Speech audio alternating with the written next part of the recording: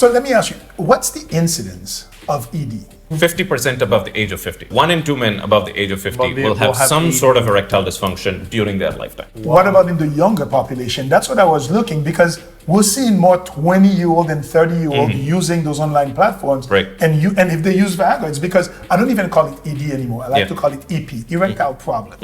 So it may not be that you have dysfunction, but if you missed one time, or if it's not as strong as it used to be, and then now it becomes in your head. So the way we deal with this, there's no questions that a lot of the patients coming to us with testosterone deficiency symptoms, their symptoms include low libido or decreased erection, like morning erection, strength of erection, reliability of erection. So what we've seen that a lot of our patients improve just by restoring their testosterone level. Usually if that doesn't work, then we add daily low dose PD5 Cialis. inhibitors,